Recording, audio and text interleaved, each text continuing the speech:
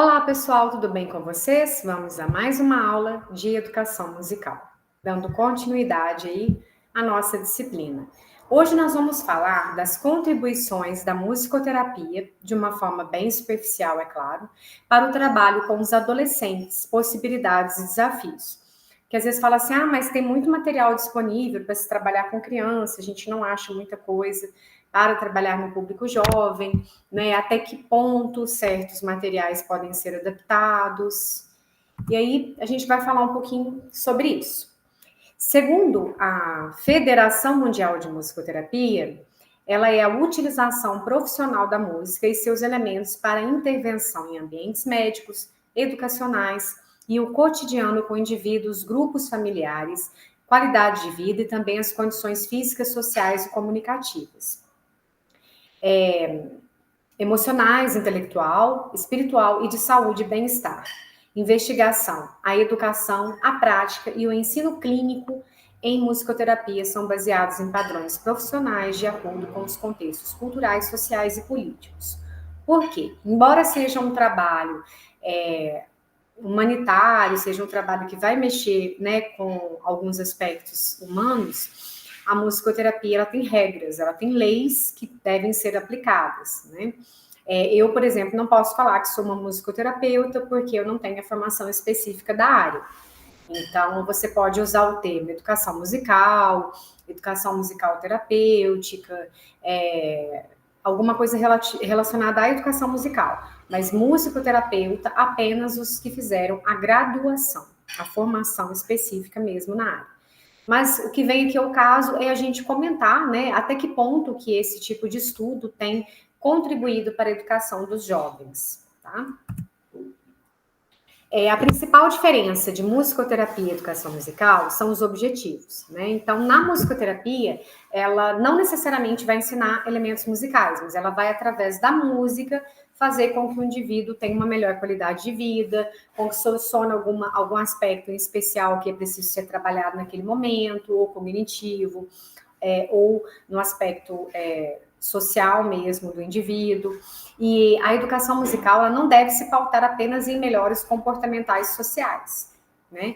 Ela tem um objetivo que é trabalhar um conteúdo musical. Então, se com a musicoterapia o indivíduo não toca instrumento, ele não faz aula de canto, mas de repente ele surge, né, um certo interesse para que ele possa ir para esse lado musical, maravilha. Mas não o contrário. Tá? Não necessariamente você vai exigir que a pessoa toque um instrumento ou que ela seja um bom músico, não é isso. Você vai utilizar os elementos musicais para chegar naquela condição, naquele trabalho que você necessita. Isso está relacionado a um trabalho cognitivo, motor, né, dependendo da sua necessidade. Então, as variáveis, elas podem acontecer consequentemente, mas não como objetivos principais, tá? Agora, é claro que a pessoa que está aplicando esse curso, ele precisa ser um formador em música. Por quê? Porque não é só tocar, cantar e achar que fica bonitinho, não é isso. Às vezes você precisa escrever a letra ou uma composição de um indivíduo. Então, se você não sabe um pouco o mínimo de harmonia, o mínimo de melodia, se você não sabe ler partituras, como que você vai registrar aquela canção que está sendo trabalhada? Entenderam a diferença? Mas é claro que a musicoterapia tem elementos de educação musical que são super parecidos e vice-versa. Isso acontece porque são áreas afins, tá? Como que ela é usada na área médica? Ela vai objetivar lidar com o aspecto de necessidades, espectro de necessidades dos clientes em condição de saúde aguda ou crônica e que ocorram em qualquer momento durante o curso de sua doença, tratamento ou recuperação.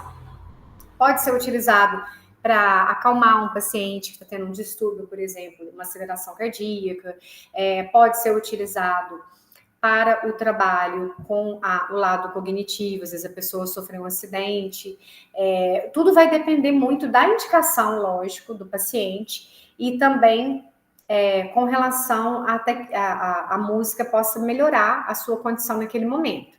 Às vezes a pessoa faz um tratamento, por exemplo, de fisioterapia, né? E às vezes ela consegue um bom resultado, ela consegue fazer, né, com a sua, vamos supor que ela está com problema aí nos nervos das mãos, dos dedos. e ela percebe que ela tem uma certa condição de melhoria, mas porém, às vezes ela não consegue aquele resultado rápido. E aí a música, né? Você trabalhando com um instrumental específico que vai trabalhar mais com a musculatura, com bolinhas, né? Igual aquelas bolinhas de massagem que são utilizadas também. O que você puder utilizar dentro da música que vai favorecer aquela condição médica, é muito bem-vindo. Então, em alguns casos, e vários casos, a gente tem relato de pacientes que melhoraram mais rapidamente com a musicoterapia, em alguns aspectos, do que com apenas a fisioterapia, por conta disso. Porque aí faz o exercício cantando, faz aquela atividade de uma forma de brincadeira, uma forma mais lúdica, e aquilo acaba surtindo um efeito muito mais rápido, tá? Porque é uma condição de relaxamento do indivíduo. E às vezes na fisioterapia a pessoa já fica mais tensa, fica mais nervosa. Então a área médica também usufrui da musicoterapia. Tem casos em, às vezes, que o paciente está, né, com um batimento muito acelerado e a questão musical pode favorecer com que diminua, né? Tem gente que, às vezes, não acredita muito nisso e fala, isso é só uma coincidência. Mas para quem já teve a oportunidade de fazer os estágios, de aplicar isso, sabe que esse condicionamento é possível, isso não é um milagre, né? É um estudo, e ela faz todo um estudo direcionado que pode ajudar o paciente naquilo que ele precisa, através das atividades musicais. Na área de cura, ela se concentra na restauração da harmonia e da completude do indivíduo e entre ele e o seu mundo, utilizando variadas combinações de vibração, som, música, relação. A área de cura, né, ela está muito ligada com a questão vibracional. Então, tem a famosa mesa lira, cama lira, se vocês pesquisarem na internet, a gente não pode divulgar vídeo de pacientes, né? Porque isso é contra as regras, mas se vocês pesquisarem algumas entrevistas aí no YouTube, vocês vão verificar pessoas usando esse tratamento. Então, às vezes, uma caixa de areia, ela vai transformar vários desenhos, né? De acordo com aqueles desenhos que vão sendo feitos naquela aplicação, você consegue ter um direcionamento de que tipo de música, que tipo de área cerebral, de repente, você precisa trabalhar mais com o indivíduo. É nesse sentido que a gente tem essa área de cura. Tudo eu tô falando bem superficial, tá, gente? Para chegar ali nos jovens.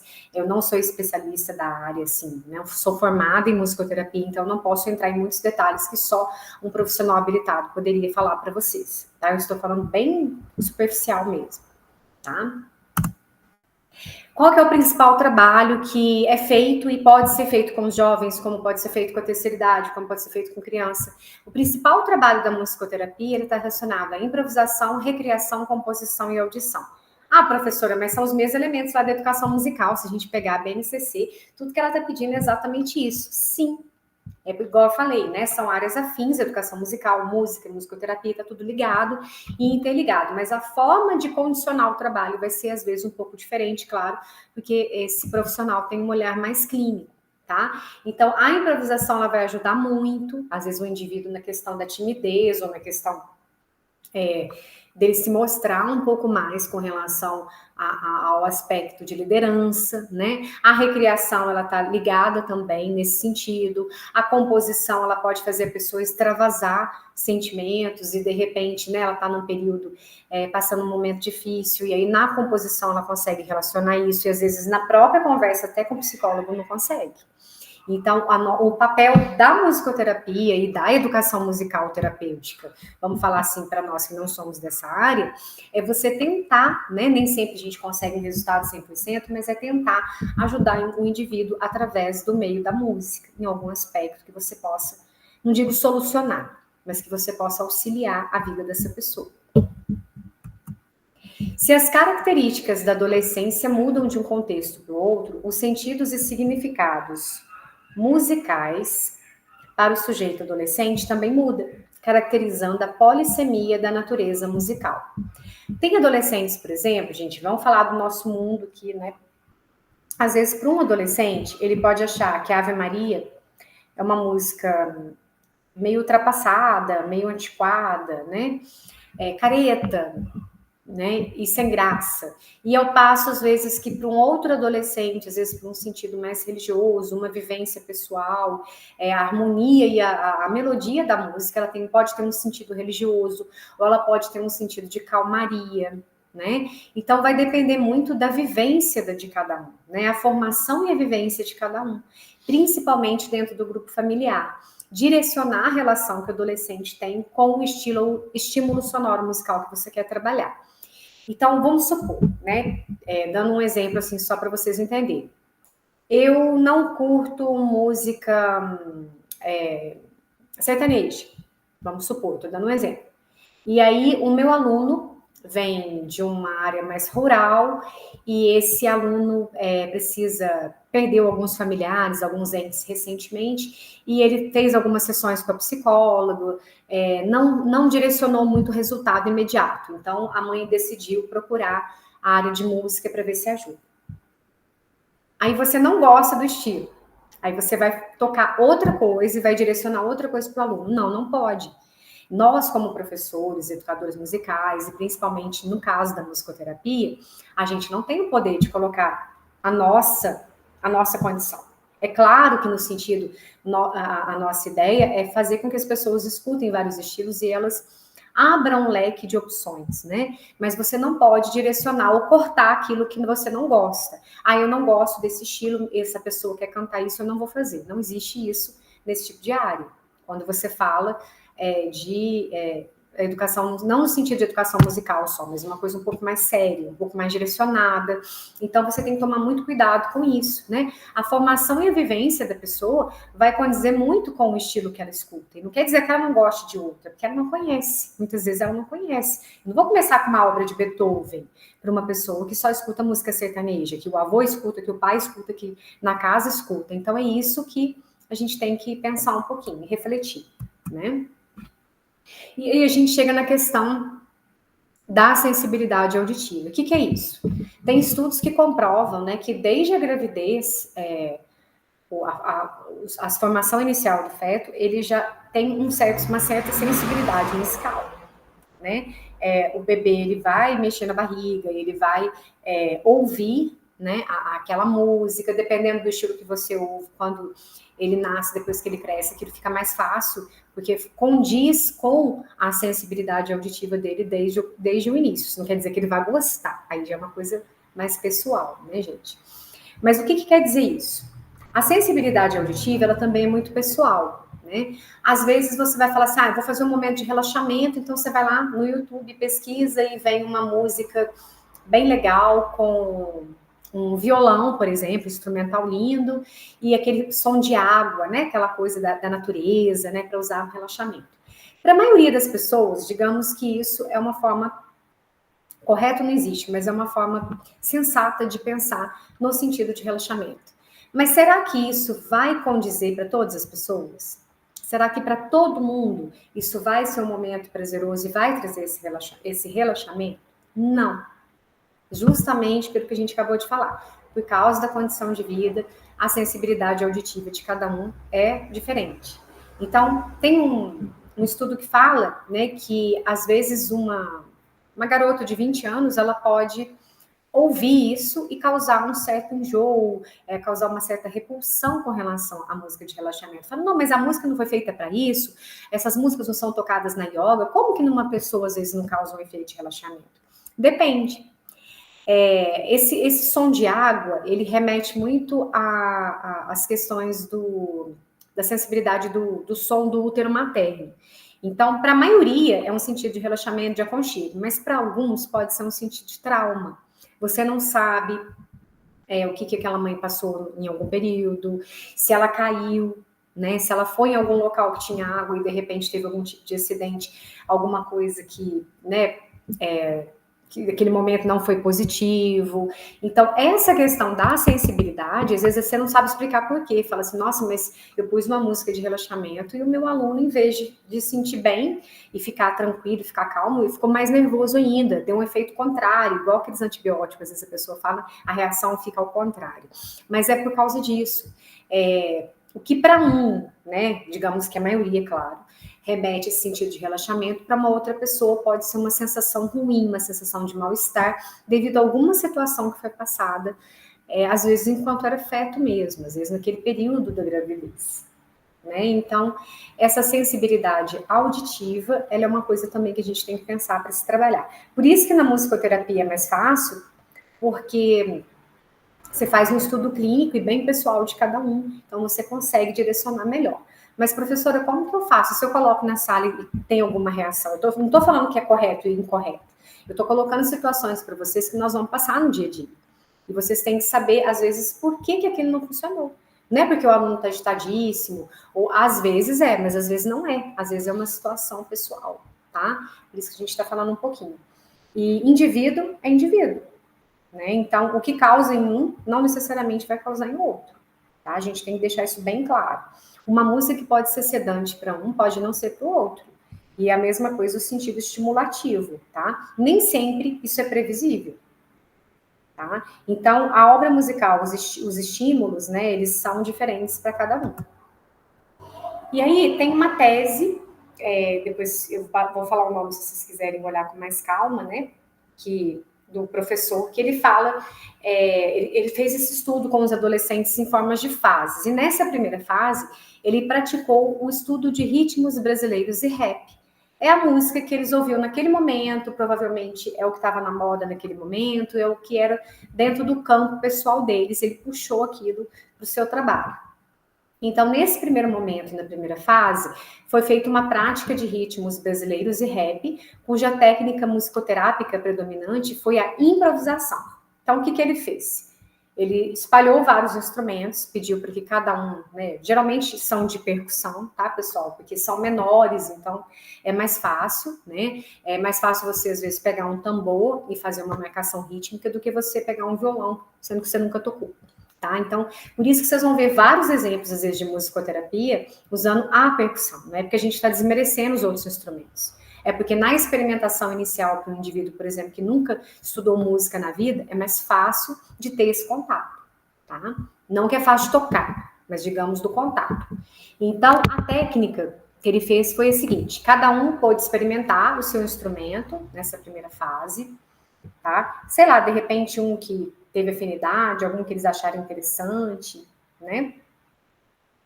E o primeiro ritmo que surgiu a partir da produção sonora do grupo, de início, ele fez através da capoeira. Então, ele pegou o pandeiro, né, fez um ritmo básico lá, e ele trabalhou um pouco desses ritmos brasileiros compostos por células bem curtinhas, digamos assim, por ostinatos rítmicos mesmo. Ele mostrou o pandeiro para eles e pediu que cada um repetisse aquela célula rítmica, só que no seu instrumento. Então, essa foi uma primeira fase de experimentação, tá? Depois, na segunda fase, ele já fez canções, né, que foram sugeridas pelo grupo, então você percebe que os próprios alunos escolheram, talvez ele até detestasse a música, mas ele fez de acordo com a realidade deles. Então, ele fez uma pesquisa, né, e recriou com instrumentos e voz, junto com o som mecânico. E as técnicas utilizadas no momento foram audição e recriação musical. A melodia surgiu por meio da recriação das canções Equalize, interpretada pela cantora Pitty, e Ai Ai Ai, da Vanessa da Mata, que provavelmente eram as músicas que estavam na moda naquele momento, né? Então, ele fez o quê? Uma recriação, ele utilizou instrumentos, tá? Que estavam disponíveis, fala assim, mas como que eu faria uma atividade desse tipo se eu não tiver instrumentação? Use os objetos que estiver na sala. Então, você coloca lá lápis, a lata de lixo, não sei, uma cadeira, e eles vão ter que se virar e tirar som de alguma forma, participar de um ostinato rítmico de alguma forma. É claro que eles não sabem o que é ostinato, que é aquele ritmo que se repete, mas à medida que você vai fazendo, eles vão percebendo ali, tá? E numa terceira fase, ele fez os exercícios e desafios de concentração. Então, que ele considerou como exercícios específicos de concentração. O que seria isso? Para testar mesmo a parte de concentração de cada um. Então, o grupo ficou tocando, né, vários instrumentos, e cada participante de cada grupo, um de cada vez, ficou de pé tocando um instrumento e tentando interagir com os demais. Ou seja, para ver se o pessoal ia perder o pulso, ia perder a forma de tocar, ia se desconcentrar. Então, foi um exercício meio proposital. É como se todo mundo tocasse um ostinato ao mesmo tempo, cada um no seu instrumento, e uma pessoa fizesse outra coisa que não tem nada a ver, e entrasse no meio da música e fosse tentando interagir, para ver se o pessoal manteria ou não aquela concentração, aquele pulso, né? É um exercício de desafio e concentração, que ele chamou. Tá? É uma das fases aí do processo de musicoterapia. E após tocar a célula rítmica completa, cada um tocou uma das figuras, conforme o exemplo aqui que eu vou mostrar para vocês. O objetivo, então, foi desenvolver atenção, criatividade, rapidez de reflexo e observar se os participantes, né, se teriam ou não dificuldade na execução. E o pesquisador propôs que todos tocassem a célula rítmica sugerida, que é essa que está aí no quadro, na tela para vocês. E, em seguida, só tocaria apenas quem fosse solicitado, visando atenção e valorização. Nesse caso, você poderia fazer por família de instrumento, por exemplo. Agora é só chocalhos, para ver se o pessoal está atento. Agora só tambores. Agora só os triângulos. Ou então, você pode escolher um aluno específico, se for uma turma menor, né? Agora é só o Paulo, agora é só a Isabela. E aí, todo mundo faria a repetição. E numa quarta fase, foi feita uma composição final. Aí entra a parte, né, de composição dos alunos, né? Eles fizeram uma música. Se vocês observarem aí a letra, né? Sou criança, bem doidona, sem freio na bicicleta, pense numa maluquice, tudo que eles foram colocando, né? No caso, aí o musicoterapeuta, o autor do projeto, ele foi prestando atenção, foi direcionando, né? A música, mas ele não interfere no sentido do que exatamente eles querem falar, porque é assim que você consegue ajudar, é assim que você consegue pegar alguns aspectos, né, na própria letra. Então, a canção que eles fizeram, gente, ela foi uma paródia, tá? Da canção Paga Pau, interpretada por Fernando de Sorocaba, na época, e ao analisar as duas primeiras estrofes, ele constatou a ideia expressa de que eles eram o quê? Um grupo de indefinição, típico da cidade, né? Eles não sabem se são criança, se são aborrecentes, se já são grandes mesmo, expressa a dificuldade de perceberem segundo os significados dos termos apresentados pela subjetividade social.